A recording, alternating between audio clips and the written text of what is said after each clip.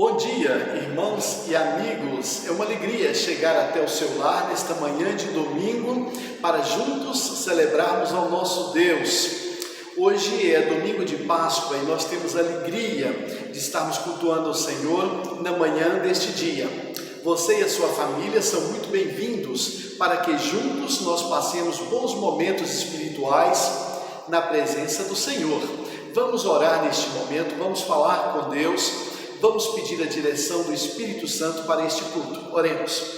Querido Deus, nosso Pai Celestial, graças te damos, ó Deus, pela semana que tivemos, pelo cuidado, provisão do Senhor, ó Deus, em nossas vidas, principalmente pelo alimento espiritual de cada dia.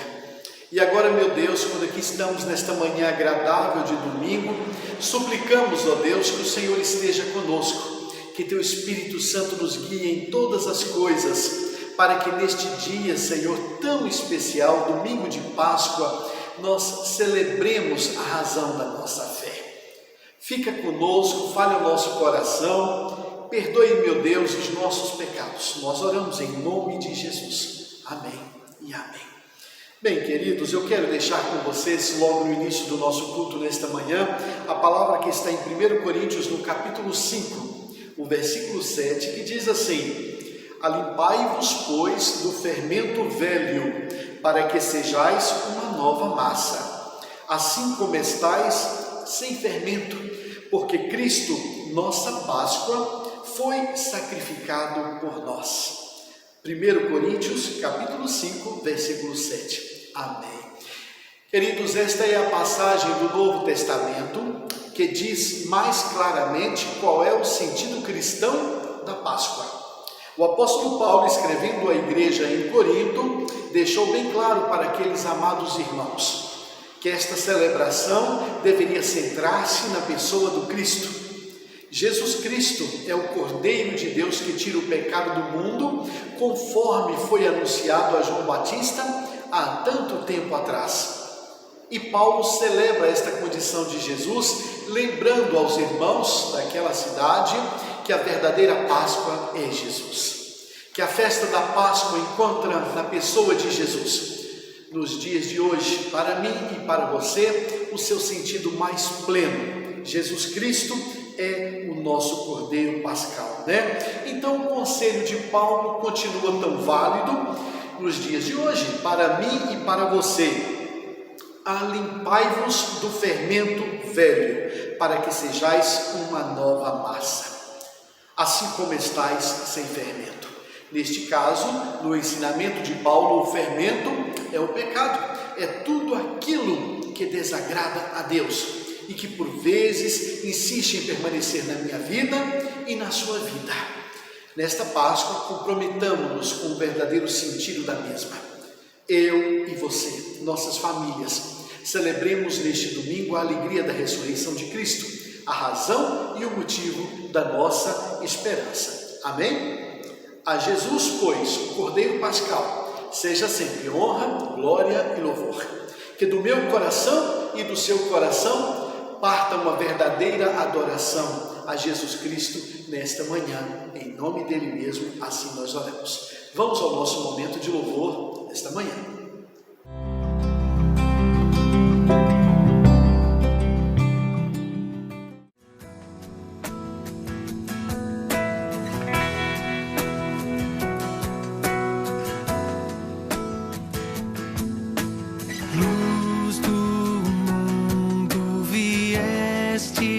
Terra, para que eu pudesse te ver. Tua beleza me leva a adorar-te. Quero contigo viver. Vim para adorar-te, vim para prostrar-me, vim para dizer que és meu Deus, és totalmente amável, totalmente digno, tão maravilhoso para mim.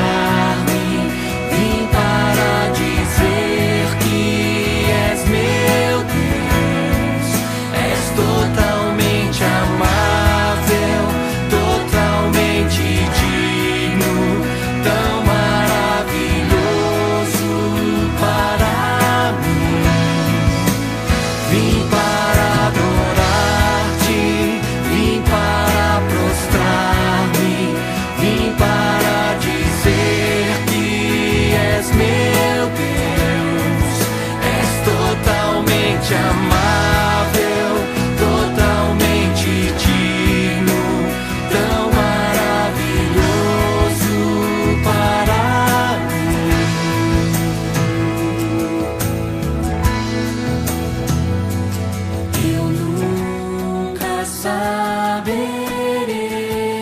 o preço dos meus pecados lá na cruz. Vim para adorar-te, vim para prostrar-me, vim para dizer que és meu Deus. És totalmente amável, totalmente digno, tão maravilhoso para mim.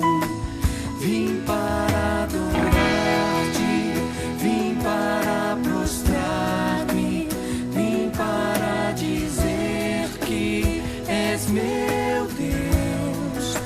És totalmente amável, totalmente digno, tão maravilhoso para mim.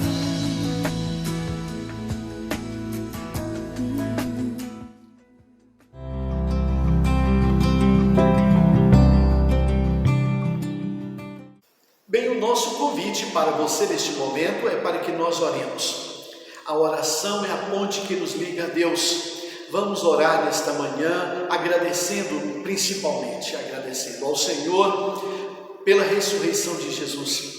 A lembrança de que Jesus Cristo venceu a morte traz para o meu coração e traz para o seu coração uma profunda e verdadeira esperança. Então eu convido você a orar comigo nesta manhã, tão somente para agradecer, para dizer muito obrigado, meu Deus, porque Jesus Cristo não ficou naquele túmulo, Ele não está lá depositado, morto, inerte, naquela pedra fria, mas Ele ressuscitou e está vivo à direita do Pai e intercede por nós. Aleluia! Então ore comigo, dando graças a Deus nesta manhã de Páscoa. Oremos. Soberano Deus, nosso Pai que está nos céus, nos apresentamos diante do Senhor nesta manhã pascal, para louvar, para agradecer ao Senhor, ó Deus, as boas dádivas da salvação. Senhor, quando nós trazemos a nossa lembrança desse dia, tudo que Jesus conquistou na cruz para nós, tudo que Ele sofreu por nós ali no Calvário, e a maneira maravilhosa como Ele venceu a morte, ó Deus. Senhor, quando trazemos estas coisas, a nossa lembrança, neste dia, nosso coração se aquece, nosso coração se alegra na Tua presença, Senhor. Por isso, ó Deus, toda honra, toda glória, tributamos ao Senhor nesta manhã, por tão grande dádiva, que é a dádiva da salvação. Obrigado, meu Deus, porque aquele túmulo, naquele dia, não segurou a Jesus Cristo, mas Ele venceu a morte, ressurreto, está à direita do Senhor em poder e glória, e é o nosso advogado fiel. Louvado seja o nome do Senhor, e que a marca desta festa cristã hoje acenda no meu coração, no coração de quem nos assiste nesta manhã, a chama da verdadeira fé. É assim que nós oramos neste dia, em nome de Jesus. Amém, amém e amém. Bem, graças a Deus por isso, o Senhor é bom e Ele tem cuidado de nós. E a nossa fé não é uma fé qualquer, mas é uma fé que se ampara neste pressuposto. O Cordeiro Pascual, que por nós se entregou, que seu sangue foi vertido na cruz, pela minha vida e pela sua vida. Glória a Deus por isso. Amém?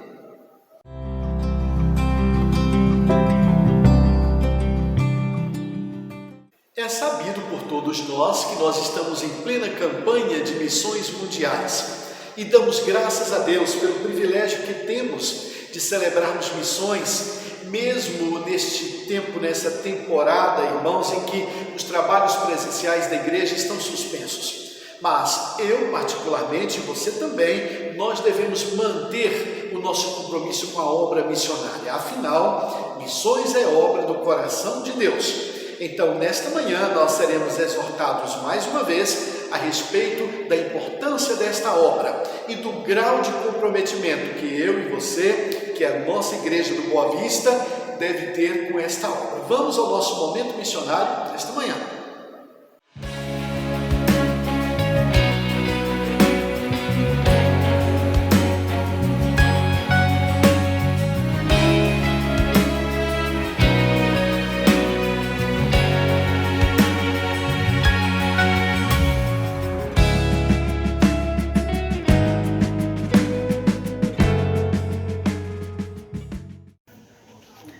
tarde, irmãos. Estou aqui para falar do missionário no sul da Ásia. O pastor Fábio Costa, coordenador missionário no sul da Ásia. E aqui, ele está falando, servindo apesar de tudo. Nos últimos anos, nossa equipe assistiu centenas de pessoas perseguidas, ajudando contra extremistas religiosos. Aqui no sul da Ásia, isto é impossível de fazer sozinho, somente Deus fornece todos os recursos e habilidade de modo sobrenatural para esta situação. Os irmãos PG não identificamos por questão de segurança. Assim que aceitaram Jesus como Salvador, começaram a viver dias difíceis. Eles são moradores de uma aldeia onde fanáticos religiosos os ameaçam e pediram para que parassem de seguir Jesus ou então seria expulso. A dor da exclusão é intensa e esmagadora nesta região, o que deixa os cristãos inseguros. Muitos abandonam suas casas para preservarem as suas vidas. Diversas vezes com falsas acusações, vários radicais expulsam da aldeia. Mas, apesar de apresentarem uma reclamação na polícia, nenhuma ação foi tomada e eles tiveram que seguir suas vidas em outra cidade, mas não abandonaram a fé em Jesus Cristo. A cada mês, outras pessoas envolvem essa missão e a igreja tem crescido, apesar das ameaças. E é muito emocionante e revigorante para os missionários. E sabe que não está sozinho. Por isso agradecemos e contamos com suas orações e oferta para seguir o evangelizando e ajudando aqueles que sofrem pelo nome de Cristo. E a igreja tem crescido, apesar das ameaças. E é muito emocionante e revigorante para os missionários. E sabe que não está sozinho. Por isso agradecemos e contamos com suas orações e oferta para seguir o evangelizando e ajudando aqueles que sofrem pelo nome de Cristo. Orem pelos nossos obreiros da terra, pela nossa segurança e para que os religiosos locais venham conhecer o verdadeiro Deus. Então, irmãos, é isso. Aqui está falando, da perseguição sobre os missionários, obreiros da terra. Que Deus tenha compaixão deles e que a justiça também possa ser tomada sobre eles, porque certos lugares o evangelismo, a pregação da palavra do Senhor é perseguida mesmo. Mas para isso eu peço a oração de todos e a contribuição para estar ajudando os nossos obreiros da terra lá no sul da Ásia. E agora nós vamos estar então fazendo uma oração, pedindo pela vida deles, que eles nunca deixem de desanimar de pregar o evangelho do Senhor Jesus até os confins da terra. Poderoso Deus, eterno Pai, na Tua presença estamos, Senhor Deus, para entregar esses 2 obreiros da terra, Senhor Deus, que é o PG, Senhor Deus, que não está sendo identificado aqui por causa da perseguição, Senhor Deus. Mas o Senhor é com cada um deles, Senhor Deus.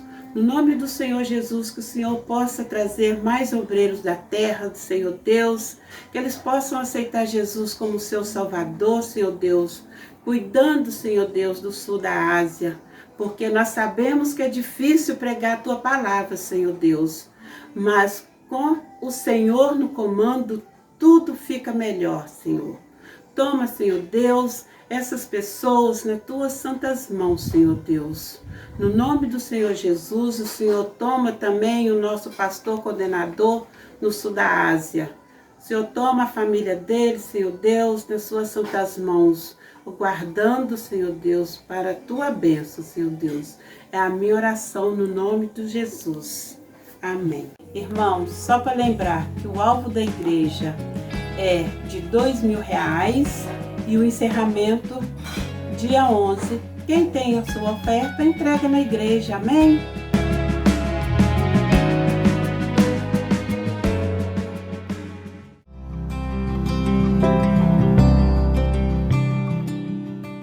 Agora, meus irmãos, nós chegamos ao tempo de dedicar ao Senhor os nossos bens. A dedicação dos nossos dízimos e ofertas como uma parte importante do culto que prestamos a Deus. A palavra de Deus nos diz em 2 Coríntios, no capítulo 9, no versículo 7, um dos textos mais lindos de toda a Bíblia, quando o assunto é mordomia cristã. Tenho certeza que você conhece bem este versículo e que ele mora no seu coração, mas eu quero trazer a sua lembrança nesta manhã.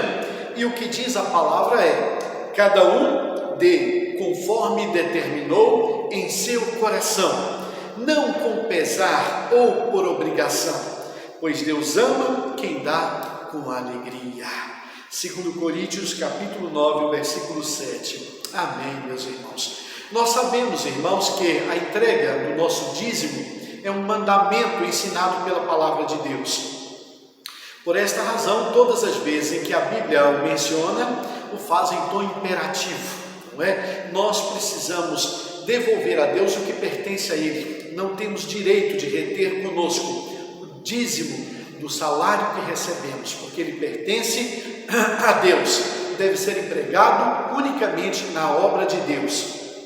Mas Paulo nos lembra nesta passagem um outro aspecto do exercício da mordomia cristã, que é o da alegria, o da satisfação interior que eu sinto, que você sente quando nós somos fiéis na entrega dos nossos dízimos. E também quando temos a alegria, olha aí a alegria novamente, de ofertar, não é? Então, que eu e você, que nossas famílias estejam sendo fiéis a Deus em todas as coisas nesse tempo, em nome de Jesus. Bem, você sabe, todas as manhãs de domingo nós mantemos um plantão no templo para que os irmãos possam ir lá, receber uma oração, conversar com o pastor e também possam entregar os seus dízimos e ofertas, tá bom? Mas se você não puder comparecer ao plantão dominical, existem outros meios de você entregar o seu dízimo e a sua oferta. Não retenha em casa o seu dízimo e a sua oferta, porque isto não é correto aos olhos de Deus. Mas entregue o seu dízimo ao Senhor. Qualquer dificuldade, procure a nós, procure a mim, procure a irmã tesoureira e nós vamos orientá-lo no tocante a essas coisas, tá bom? Eu quero lembrar a todos que também já estão disponíveis aqui no templo os envelopes específicos para a entrega da nossa oferta missionária no final da primeira quinzena deste mês, não é? Então, não deixe de apanhar o seu envelope, tá bom? E tenha o seu envelope especial em mãos para que você contribua para missões mundiais. Não vamos esquecer disso, tá? Deus abençoe a sua vida, faça prosperar a sua vida em todas as áreas e a sua família também, em nome de Jesus.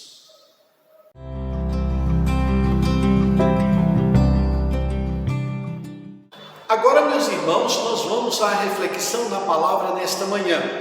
Como hoje é o domingo de Páscoa, nós não poderíamos deixar de mencionar o tema, não é? Daqui a pouquinho nós vamos falar da programação especial que vai acontecer hoje à noite, mas eu quero adiantar para você que nós já estaremos falando de Páscoa nesta manhã. Então deixe Deus falar no seu coração nesta manhã. E graças a Deus, porque nós temos acesso, em função da internet, da tecnologia, a muitas mensagens boas, sobre Páscoa nesses dias, os meios de comunicação estão abarrotados de mensagens sobre Páscoa, e tudo isso é muito bom, tudo isso edifica, mas há um tema da Páscoa que é pouco mencionado. mas que eu gostaria de usar o tempo da mensagem desta manhã de domingo para compartilhar com vocês.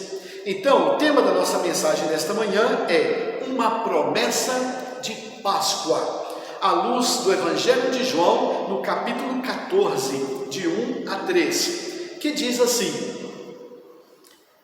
Depois, Evangelho de João, capítulo 14, o versículo 3. Nós vamos encontrar aqui a referência, que eu quero ler toda com você, e depois eu quero destacar um versículo, tá bom? O versículo 3 somente. Mas antes disso, eu quero ler o texto todo com você. Abra a sua Bíblia, se você tiver a sua Bíblia em João 14, de 1 a 3. Né? Vamos ver a palavra de Deus nesta manhã. Evangelho de João, capítulo 14. É um texto conhecido, mas que nós faremos uso dele para nos inspirar nesta manhã. Então veja, em João 14, o que diz de 1 a 3. Não se turbe o vosso coração. Credes em Deus, crede também em mim. Na casa de meu pai há muitas moradas. Se não fosse assim, eu não vos teria dito, vou preparar-vos lugar.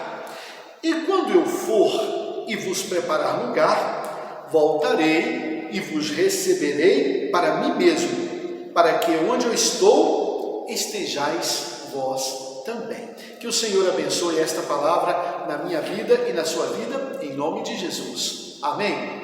Bem, então João 14, de 1 a 3, mas eu destaco o último versículo que eu li, o versículo 3, né? Depois de ir e preparar lugar para vocês, eu voltarei.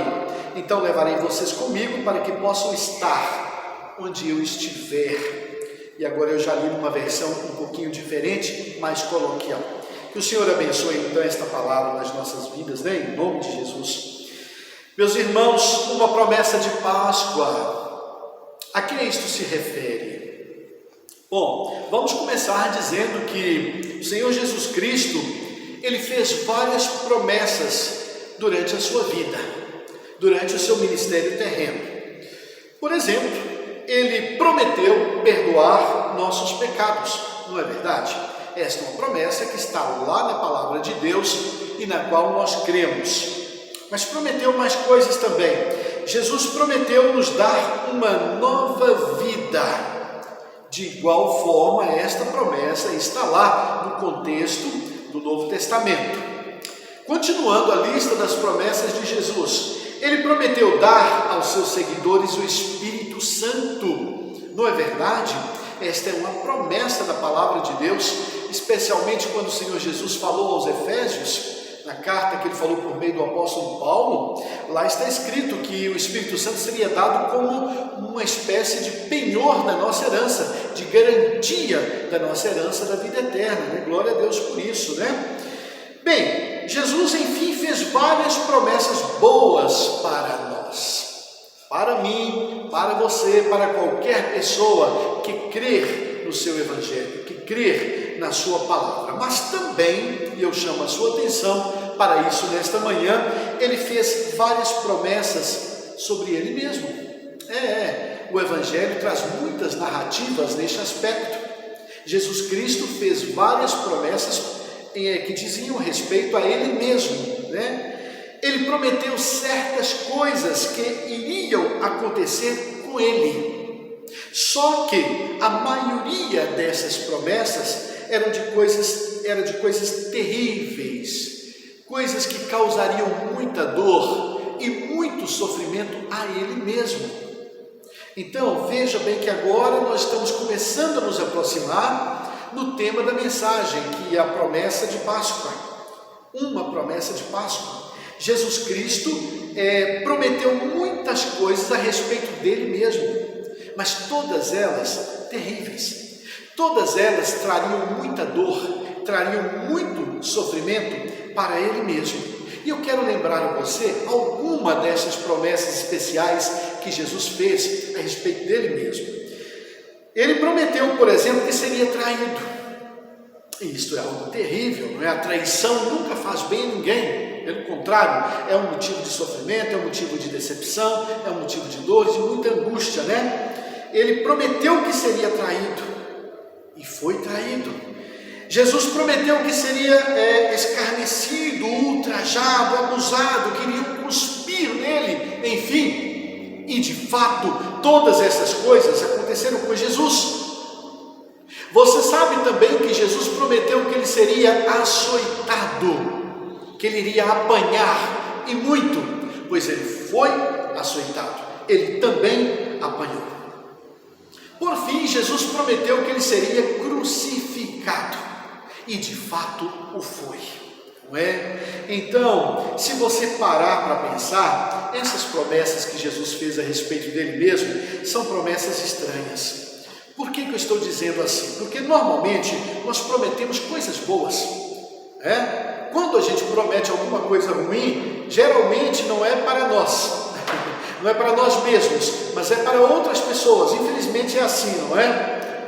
Quando, por exemplo, uma pessoa sofre um insulto de outra pessoa, quando ela é insultada por outra pessoa, ela sente vontade de dar um troco, não é? Mas não foi assim com Jesus, meus irmãos. Jesus prometeu coisas muito duras, de muito sofrimento, porém, para Ele mesmo, para si mesmo. E eu quero destacar com você que uma das promessas que Ele citou, uma das coisas que Ele prometeu que aconteceria com Ele mesmo, que foram os açoites. Jesus disse que seria açoitado, Ele garantiu isso para os seus ouvintes: eu serei açoitado. E Ele de fato foi, né? Eu não sei se você tem conhecimento bastante a respeito do que significou este açoite de Jesus, ou da forma exata como ele foi aplicado a Jesus Cristo e especialmente a ele. Mas eu quero lembrar a você algumas coisas nesta manhã de Páscoa a respeito disso. Não são coisas muito boas de serem lembradas, mas é necessário que seja feito assim para que nós tenhamos um efeito didático, a palavra possa nos ensinar sobre o valor do gesto de Jesus. Então Jesus prometeu que seria açoitado. Bem, os judeus, na época de Jesus, tinham uma lei que um homem só podia levar no máximo 40 açoites. Havia esta lei, esse costume, uma verdadeira lei no meio dos judeus. Um homem só poderia ser açoitado até essa quantidade de açoites, 40 açoites. Mas o que acontecia? O Império Romano não obedecia isso. E os judeus viviam sob o jugo, o governo de César, do Império Romano. Então os romanos não tinham esse limite. Que coisa terrível, não é? Há relatos de historiadores, como por exemplo o mais respeitado de todos os historiadores cristãos, que é Flávio Joséfo, né? Há relato da parte de Flávio Joséfo informando que muitas pessoas chegaram a perder a vida enquanto eram açoitadas, porque os romanos não respeitavam a quantidade de 40 açoites, não é? De tão severo que foi o processo, muitos castigados pelos romanos com açoites não resistiram, né? E os romanos, meus irmãos, eles usavam um açoite terrível, né? Um instrumento para açoitar, uma espécie de um chicote, né? De 3 tiras de couro. E cada tira de couro dessas tinha pedaços de ossos presos a elas, pedaços de ferro e até pedra. Então, não era um chicote qualquer, né? Esse açoite era terrível, né? E esses pedaços, então, de ossos, de ferro, de aço, né, de pedras, às vezes, eles serviam como um verdadeiro estilete na pele da pessoa, arrancavam pedaços de pele da vítima, né? E novamente, eu cito um dado para você que é terrível, né? Historiadores narram que às vezes até os órgãos da vítima ficaram expostos, de tão terrível que eram os açoites. Os romanos não paravam de açoitar até que acontecia uma coisa dessa. É terrível isso, né? A maioria das pessoas que já assistiram um filme chamado A Paixão de Cristo, né, na versão de Hollywood, né, algumas pessoas até passaram muito mal no cinema quando assistiram esse filme. A maioria das pessoas que assistiu a esse filme concorda que a pior parte do filme é justamente a dos açoites que Jesus levou. Se você já viu esse filme, você sabe do que eu estou falando. Então, no final dos açoites, toda a área dos ombros, das costas, da região lombar do Filho de Deus tornou-se uma massa de pele rasgada e sangrenta. uma coisa terrível, né?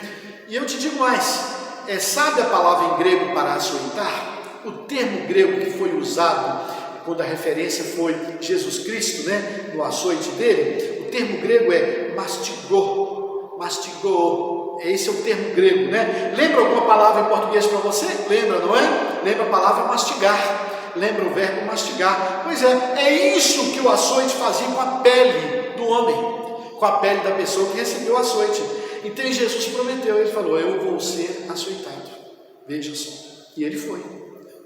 Então, mais uma promessa de Jesus cumprida.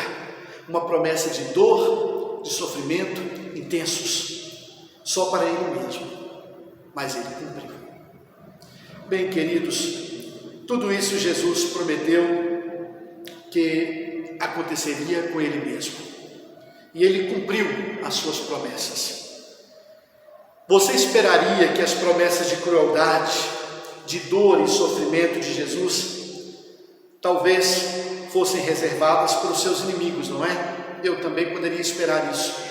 Que as promessas de dor, de sofrimento, de açoite que ele fez fossem talvez direcionadas às pessoas que perseguiam a ele, a seus inimigos, mas não. Jesus reservou as piores promessas para si mesmo. Por quê, meus irmãos? Por quê? E agora então eu cheguei ao momento da mensagem desta manhã de Páscoa em que eu preciso da sua atenção. Jesus reservou para si mesmo as piores promessas, as mais sofridas, as mais doloridas, as piores, para que ele pudesse reservar o melhor para mim e o melhor para você. Ele reservou para si, o Filho de Deus fez isso, reservou para si as piores promessas, para que as melhores fossem reservadas para mim, para você, para nós. Bem, para que ele pudesse estar dizendo as palavras que ele disse e para as quais eu chamei a sua atenção no início da mensagem desta manhã. Estou indo preparar um lugar para vocês. E um dia eu voltarei. Está lá em João 14, de 1 a 3. Um dia eu voltarei para levar você para ficar no céu comigo para sempre. Então, o melhor Jesus reservou para mim, para a minha vida. O melhor Ele reservou para você e para a sua vida. Mesmo assim, queridos, a palavra por si só já fala o meu coração e o seu coração, mas para que tudo fique ainda mais claro e não haja dúvida do gesto de Jesus, da promessa que ele fez no momento da instituição da primeira Páscoa e que nós lembramos neste domingo, eu quero contar uma ilustração para você, para que você entenda melhor esta promessa de Jesus. No ano de 1989, então, portanto, nem tanto tempo assim atrás, ocorreu um terremoto que sacudiu a Armênia, um país europeu, né? E aquele terremoto foi terrível, apesar de ter durado somente 4 minutos, mas foi tempo suficiente para arrasar o país praticamente inteiro. Isso foi muito falado nas televisões, nos jornais, na imprensa na época. Não foi muito na internet, porque naquela época não existia a internet assim, né? Mas hoje, se você procurar, você vai achar o terremoto da Armênia de 1989, né? Durou só 4 minutos, mas matou mais de 3.000 pessoas numa nação pequenininha. Então, logo que terminou o tremor de terra, teve um pai cuja atitude chamou muita atenção de todos e ficou famosa a atitude daquele pai. Ele correu para a escola primária, onde seu filho estudava, para buscar o menino. Ele correu lá para aquela escola, né? E quando ele chegou lá, ele ficou muito surpreso, ficou muito abalado, porque a escola primária foi ao chão, o prédio foi desabado todinho, estava no nível do chão. Foi terrível aquela visão, né? Então só tinha um monte de tijolos, de pedras, de ferro retorcido. E olhando para aquela cena, uma coisa veio à mente daquele pai. mesmo em meio à dor, à angústia, por saber que seu filho estava na escola naquele momento que a escola desabou, assim como centenas de outras crianças ou dezenas de outras crianças, não sei bem, mas ele se lembrou de uma promessa que um dia ele fizera ao seu filho.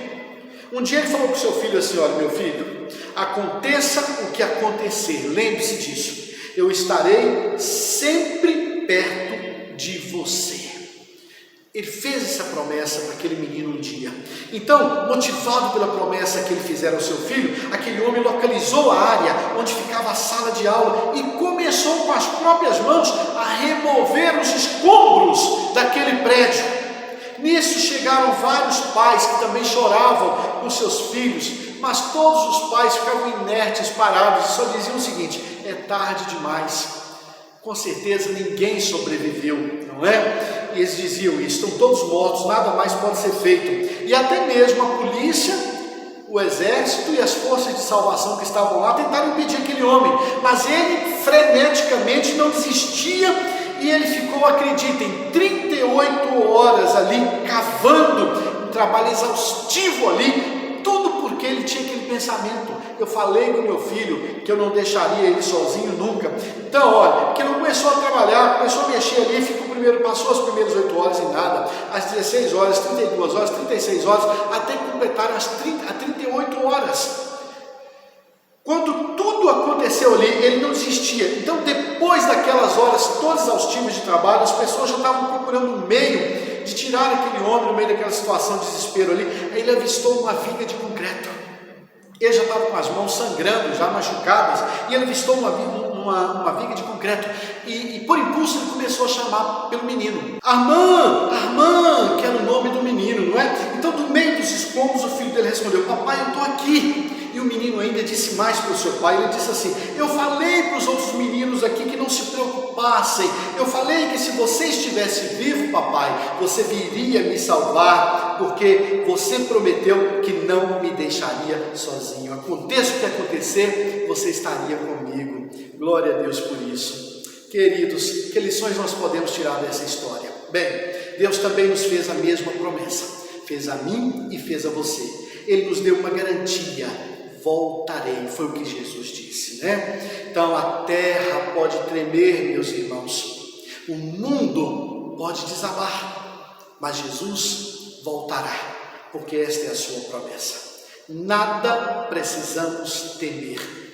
Esta mensagem de Páscoa precisa ecoar no coração de cada família cristã nesta manhã de domingo.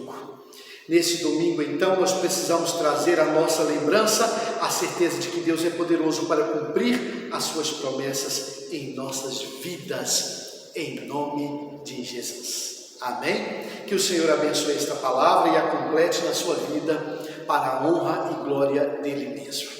Bem, queridos, estamos chegando ao final do nosso culto nesta manhã de domingo e eu desejo que o Senhor, de uma forma especial, abençoe a sua vida, conceda a você e a sua família um feliz domingo de Páscoa e que juntos nós celebremos o verdadeiro sentido da Páscoa neste dia. Convido você e a sua família para estar conosco à noite no culto especial de Páscoa. Amém? Feche seus olhos, vamos orar.